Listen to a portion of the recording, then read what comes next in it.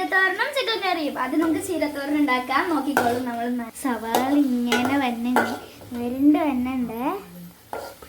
നമ്മൾ അത് വരണ്ടാൻ വേണ്ടി ഉപ്പൊക്കെ ഇട്ടിട്ടുണ്ട്. പിന്നെ കടുക് എൻ്റെ ഇഷ്ടത്തിനാണ് ഞാൻ ഇട്ടേക്കണത്. കാരണം എനിക്ക് കടുക് അത്ര ഇഷ്ടമല്ല. അതുകൊണ്ടാണ് ഞാൻ ബ്രൗൺ കളർ ആണോ വരെ നമുക്ക് വരണ്ടി.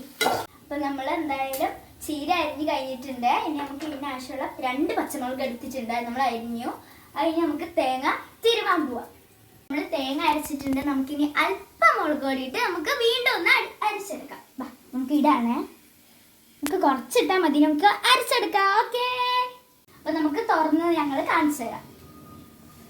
ഇത്രയൊക്കെ ഇതേ കളർ എത്തണം കേട്ടോ. നമുക്ക് സവാള വഴണ്ട് വന്നിട്ടുണ്ട്. നമുക്ക് ചീരഞ്ഞ അങ്ങോട്ടിടാം.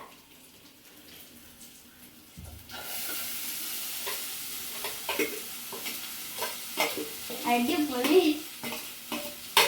നന്നായിട്ട് മിക്സ് ചെയ്യുക. അടിപൊളി. സവാളയൊക്കെ നല്ലപോലെ വഴണ്ട് വന്നിട്ടുണ്ട്. അതുകൊണ്ട് നല്ല മണം അടിക്കും കേട്ടോ. അപ്പൊ ഗായ്സ് നമ്മൾ അടച്ചു വെച്ചിട്ടുണ്ട് കേട്ടോ. കാരണം നോക്കി നല്ലപോലെ ഒരു കുറച്ച് മിനിറ്റ്സ് അടച്ച പോലെ വെന്ത് വരും കേട്ടോ. ഓക്കെ ഗായ്സ്, അപ്പൊ നമ്മൾ ഈ ചീരത്തോരന് കുറച്ച് സ്പെഷ്യൽ ആക്കണ്ടേ? അതിനുവേണ്ടി ഞങ്ങൾ 2 മുട്ട എടുത്തിട്ട് ഉടച്ചിടാൻ പോവാണ്. നിങ്ങളുടെ നാട്ടിൽ ഇതേപോലെയൊക്കെ ചെയ്യുമോ? പക്ഷെ ഞങ്ങളുടെ നാട്ടിൽ ഇതേപോലെയൊക്കെ ചെയ്യും കേട്ടോ ഗായ്സ്. സ്പെഷ്യൽ ആക്കാം നമുക്ക്. നമ്മൾ മുട്ട പൊട്ടിച്ചിട്ടിട്ടുണ്ട്. നമുക്കിനി മിക്സ് ചെയ്യാം.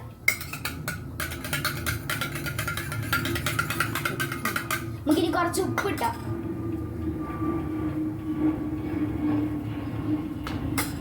മിക്സ്. ചീര നല്ലപോലെ വെന്ത് വന്നിട്ടുണ്ട്. നമുക്കിനി ആവശ്യത്തിനായിട്ടുള്ള തേങ്ങ യൂസ് ചെയ്യാം.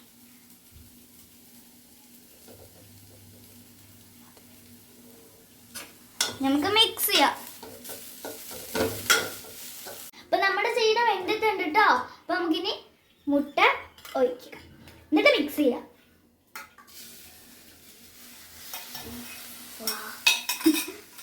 മിക്സ് ചെയ്യാം. അപ്പൊ ഗൈസ് നമ്മുടെ ചീര മുട്ടത്തോരൻ റെഡി.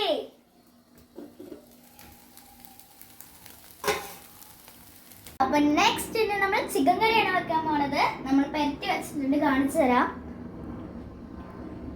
അതിനി നെക്സ്റ്റ് എപ്പിസോഡിൽ. ബൈ.